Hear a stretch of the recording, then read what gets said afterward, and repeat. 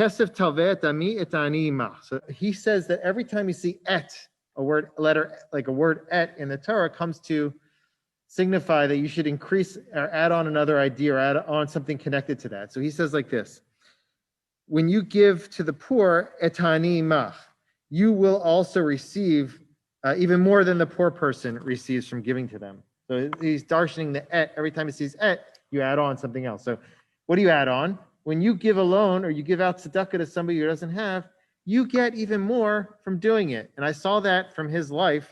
He didn't have a lot of money.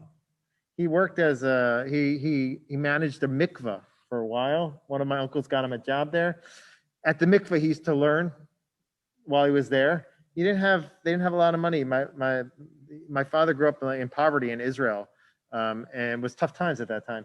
He always gave tzedakah. He always took out a portion from what he had, and he gave it. And so it's a good lesson for a lot of us to perhaps have more than what he had, to always try to give tzedakah from what we have. And it says that if you give tzedakah, you'll get even more. And I saw that in his personality. He was always upbeat, always positive, always in a good mood. I think it was because he was doing the right things. He was giving. Whenever somebody would come to the door, he would always give them something. So that's one piece. Another piece, it says, this is the last of our Torah, it says, Hashem said to Moshe, come to the har and v'heyesham. So it's come up to the har, come up to the mountain and be there. So why these two things? Come up to the mountain and be there. He says it's not enough to go up to the mountain. You have to stay there. Be there. Meaning a lot of times people are looking for religious experiences, peak experiences. But he says it's not enough just to get to on top of the mountain. The wisdom is to be able to maintain that level and continue with it day to day. And that's something also that really drew me in. I actually became observant. I just watched him. So I would come in, when I would come into his house, he had a stender, like a big book, and a big Talmud. He had like this huge Talmud, and he was like learning it. Sometimes he'd be sleeping when I came in because he was learning it so much. And he had these place markers. They would just move the place marker from page to page. And you see, he would get through books that way.